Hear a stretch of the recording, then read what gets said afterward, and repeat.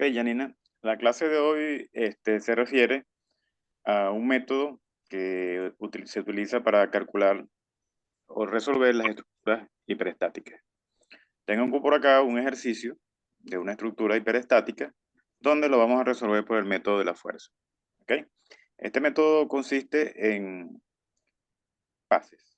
La primera es, primero, identificar qué tipo de estructura tenemos en función de su grado de libertad.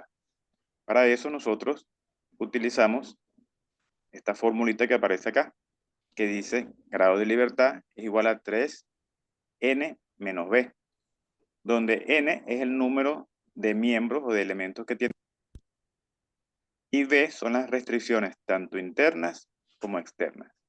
Las restricciones externas son las reacciones que tiene esa estructura, y las internas es la interacción que hay entre los elementos de la estructura, es decir, entre el miembro 1 y 2 y el miembro 2 y el miembro 3. ¿Ok? Entonces, para identificar la estructura, lo primero que vamos a hacer es calcular su grado de libertad. Como podemos ver, ¿verdad? Esa estructura que está allí tiene 3 cargas y tiene 3 elementos, pero puede tener 3 elementos o puede tener uno solo, porque yo pudiese decir que esa estructura es un elemento doblado, pero uno solo. ¿Ok? Si de su posición decimos que tiene un solo elemento. Y al al hacerlo así, entonces el n, que está por acá, ¿verdad? Va a ser igual a 1. Entonces, si el n es igual a 1, voy a colocar en la fórmula que el n es igual a 1. Ahora, si el n es igual a 1, o sea que hay un solo elemento, no hay restricciones internas porque no hay interacción entre miembros de la estructura porque es uno solo. Entonces solamente va a tener restricciones. Y las restricciones externas son las reacciones que tiene la estructura en sus apoyos. Entonces, las restricciones que tenemos en los dos apoyos, primero en el apoyo A tenemos dos restricciones, que es la restricción en X y la restricción en Y. Hablo de las reacciones. Y en el punto D tiene también igual dos reacciones. Y eso nos hace que las restricciones internas son las restricciones del punto A y las del punto D. En total nos suma 4. Entonces, las restricciones totales van a ser 4. Cuando sustituyo en la fórmula de grados de libertad, me dicen entonces 3 por 1, 3 menos 4. Entonces quiere decir que los grados de libertad son menos 1. ¿Qué significa que una estructura tenga grado de libertad menos 1? Quiere decir que es hiperestática. Si fuera el grado de libertad 0, sería isostática, que la puedo resolver por las ecuaciones de equilibrio estático. Y si fuera mayor de 0, sería dinámica y no entra dentro de nuestro estudio. ¿Ok? Porque nosotros estudiamos solamente estructuras que están en equilibrio estático. ¿Ok? Entonces, como la estructura es hiperestática de grado 1, es una estructura que yo puedo resolver por el método de la fuerza. ¿Ok? Ahora, ¿cómo nosotros vamos a implantar el método de la fuerza? El método de la fuerza únicamente consiste en agarrar y desglosar la estructura principal, es decir, la estructura que nosotros tenemos como real, en dos estructuras que son virtuales, okay, son un equivalente de la real. Ujú.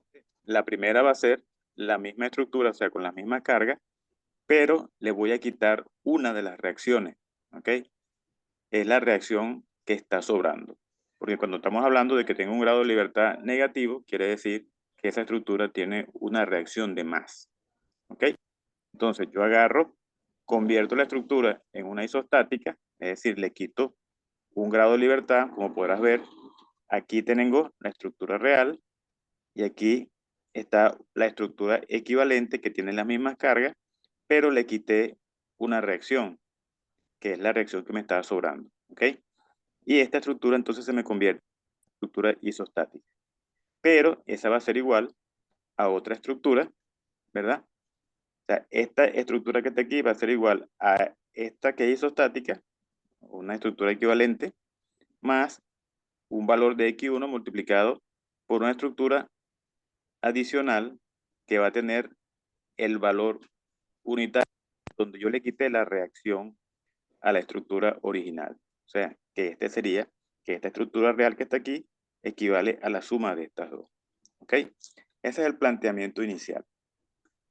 Una vez que yo tengo ese planteamiento inicial y tengo la estructura 0, ¿verdad? Porque este es el sistema 0 y este es el sistema 1, procedo a trabajar con el sistema 0. ¿Qué hago con el sistema 0? Primero lo desarrollo como una estructura isostática normal. Calculo sus reacciones, la reacción en A, la reacción en D, tanto X como Y, utilizando las ecuaciones de equilibrio estático, donde calculo la reacción en el apoyo A, reacción en el apoyo B. Calculo todas sus reacciones, ¿ok? Utilizando los métodos de equilibrio estático que hemos visto en matemática en estática aplicada, ¿ok? Después que nosotros tenemos las reacciones, tenemos que agarrar y equilibrar la estructura en todas sus partes. Se lo divido, la estructura, en lo que llaman el despiece. Una vez que tengo yo el despiece, ¿verdad? Procedemos a hacer el despiece tal como nosotros lo hemos hecho hasta el momento. Y una vez de eso, entonces procedemos a hacer lo que llaman las ecuaciones de cada uno de los elementos. Una vez que tengo el despiece ya hecho, ¿verdad? Vamos agarrando pieza por pieza el elemento y vamos a calcular sus ecuaciones de momento. En este caso, el miembro 1, tengo la primera ecuación, el del miembro 2, tengo la segunda ecuación, y del miembro 3, tengo también la tercera ecuación. Básicamente lo que estoy haciendo con la primera estructura es calcular sus reacciones, hacerle su despiece pieza por pieza y calcular la ecuación de momento de cada elemento de la estructura. Una vez que termino con el sistema 0, procedo con el sistema 1 igualmente. Es una estructura isostática. Calculo igualmente las reacciones, ¿verdad? Tanto de reacción en A, reacción en B, tanto vertical como horizontal. Y pasamos entonces a hacer también el despiece. Una vez que terminamos el despiece, ¿verdad? Calculamos entonces las ecuaciones de momento de cada uno de esos elementos. Una vez que tengo todas esas ecuaciones, entonces me planteo en las ecuaciones de compatibilidad. La ecuación de compatibilidad no es más que encontrar unos factores para conseguir unos factores asociados a los momentos de cada una de esas estructuras, el valor X1, que es este que está aquí. ¿Okay? Ahora, ¿cómo consigo yo esos coeficientes? El coeficiente 1 va a ser este que está aquí, 0,1, que va a ser igual a la interacción entre el momento del sistema 0, el momento del sistema 1, entre EI, pero en forma de integral. Esto se ve un poquito complicado, pero en verdad no es complicado. Lo complicado es hacer las operaciones matemáticas como tal. Pero es relativamente sencillo. ¿Ok? Entonces lo que hacemos es que hacemos esto, pero tenemos que hacerlo para cada uno de los elementos. Este sería el elemento 1, este sería el elemento 2, este sería el elemento 3. ¿Ok? Bueno, colocamos la ecuación de momento del elemento 1 en el sistema 0, la ecuación de momento del sistema 1, ¿verdad? Por ejemplo, este que está aquí es del sistema 0, pero del elemento 1. Nos vamos atrás. Tenemos el despiece aquí. Entonces, tenemos que este es el momento del elemento 1 en el sistema 0, que es el 2x cuadrado que está acá. El 2x cuadrado que está acá. Después vamos y buscamos en el 1. Busco en el elemento 1 del sistema 1. Este que está aquí, elemento 1, sistema 1. Este es el momento de ese elemento, que es el que estamos colocando aquí. Después seguimos con el elemento 2, que este es el momento 2. Vamos al sistema 0. Este que está aquí. Y calculamos cuál es el momento. Este que está aquí.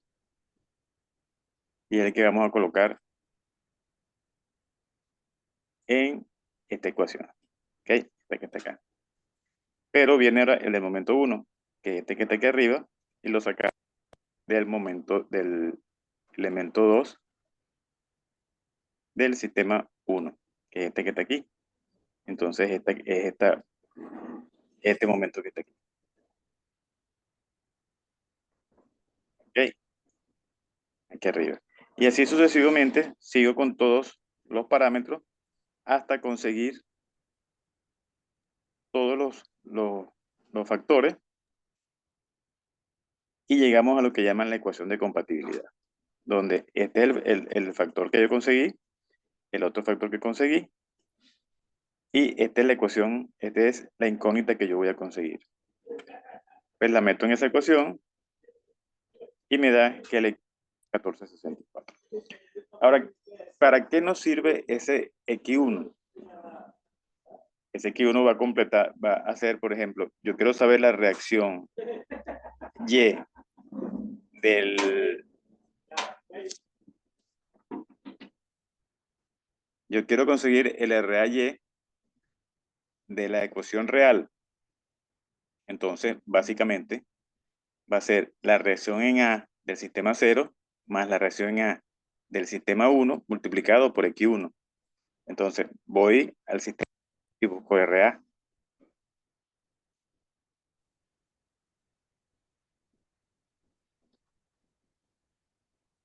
Sistema 0, RA es este que está aquí, 898, más, que es el que voy a colocar acá, 888, más el X1, que es el 1474 que me dio aquí, más RA Y del sistema 1. Voy al sistema 1 y busco el RAY, que es este que está aquí, 0.5. Y sustituyo allí menos 0.5 y me da que el RAY real es 1,56 toneladas. Y así voy con cada una de las reacciones o los momentos. Es decir, una vez que yo tengo este X1, que es 1464, básicamente lo que consiste en que la reacción real va a ser igual a la reacción del sistema 0 más el X1 multiplicado por la reacción del sistema 1. Y eso se repite en cualquiera de los momentos o las acciones que tenga esa estructura, se va a repetir en cada uno de sus elementos y en cada uno de sus puntos. ¿Ok?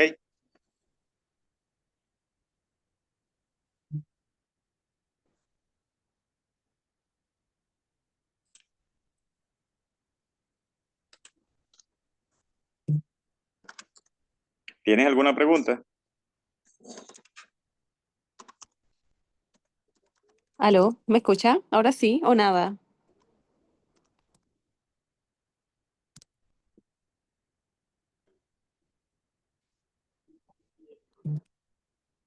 Ok, entonces vamos a hacer lo siguiente.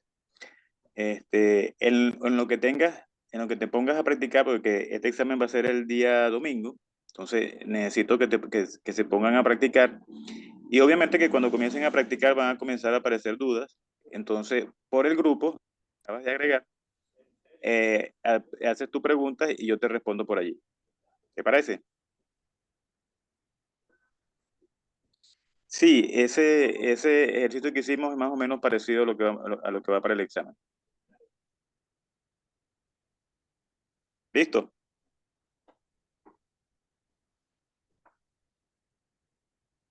Saludos, pues.